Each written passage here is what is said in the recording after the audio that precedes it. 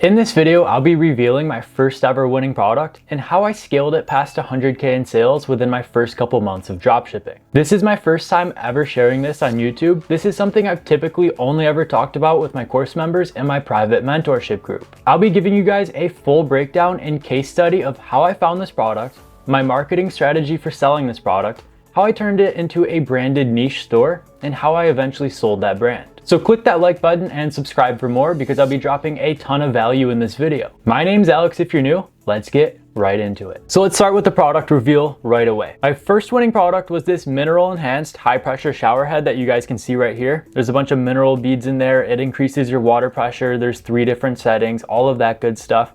I found this product while browsing the AliExpress dropshipping center back in the day. I did some competitor research and there were only a handful of brands selling this product on Facebook ads. This was long before TikTok or anything else. Right away, it matched all of my winning product criteria. It solved a problem that we'll talk about in just a moment. It had broad appeal and high demand. It had that wow factor. Nobody's ever really seen shower heads with all these minerals and adjustable settings and high water pressure settings, all of that good stuff. Obviously, it wasn't sold in stores, and it was a lower price product that allowed me to sell it for a premium and really increase my profit margins. Now, there was a ton of content available on AliExpress, Google, and YouTube for me to download and start using for all of my video ads before I got this product in my own hands. So right off the bat, I built a branded one product store around this product, downloaded all of that content, and created 5 to 10 different ad creatives to start testing right away. And right away on Facebook ads, this product picked up and allowed me to scale. Now, the different minerals that you see with that product actually filtered out toxins from people's water. That was just one of the marketing angles I started off working with. The other one was that it increased your water pressure and allowed you to save more money on your water bills, which customers just loved. So I would go on this government website right here, and it would show the toxins in different cities' water levels. So for example, everybody knows the city of Los Angeles. You guys can see they have 9 different toxins in their water contaminating their tap water. You guys can see all the different measurements and levels down here. I use that to touch on the customer emotion of fear and really drive my sales. So in all of my video ads, in my ad copy, I would ask customers, do you know what lurks in your city's tap water?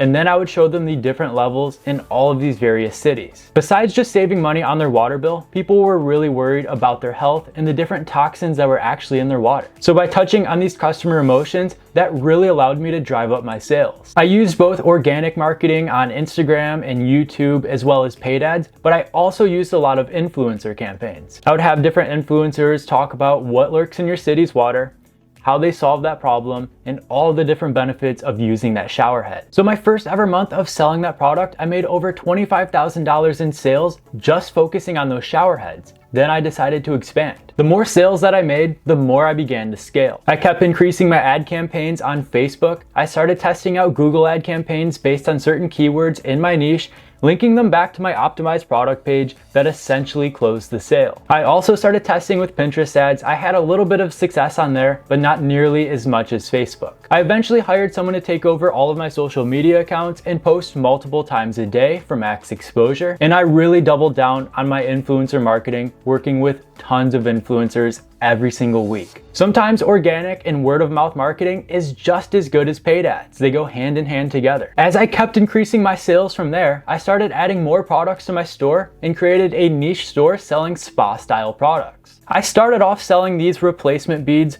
for the shower heads on a subscription basis. So people would receive these every month or every 3 months. And you guys can see all the different options down here. You guys can buy the single beads or a multi-pack with all the different beads that you actually need. So I was getting them for $3 and selling them for upwards of $20 a pack. Then I started expanding into other shower accessories like these luxury style mats that you can see right here. This was another winning product from the past, and it also performed decently well on that store. And from there, I added other high ticket items just like these massage type products that you can see right here that I sold for upwards of $100 to my existing customers. I built up an email list of over 30,000 customers pretty quickly, and they were already satisfied with their shower heads and their replacement beads and everything else we were selling them. So I would send out weekly email campaigns promoting the other products that we added. So after I reached 6 figures in sales and this product was still in high demand, I decided it was time to sell the store. By then, I had found other winning products that I wanted to focus on and build other branded stores around. And I knew I could get a pretty penny for the store that I was currently running before sales started to die down. This was back when the Shopify exchange was still around. It eventually got shut down right after I sold that store, but Shopify actually used to offer a platform where you could sell your Shopify stores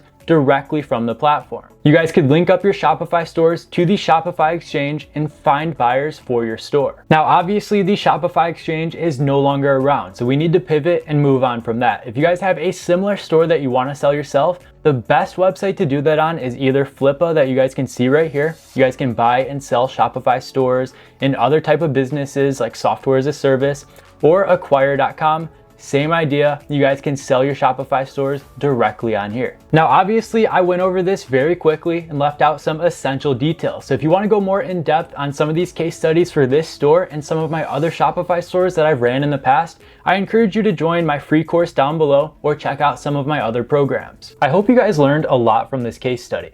If you did, consider leaving a like, sharing with others, and subscribing for more. I have a free course linked down below if you want to get started and build something similar yourself. Thank you guys so much for watching, and I'll see you in the next one.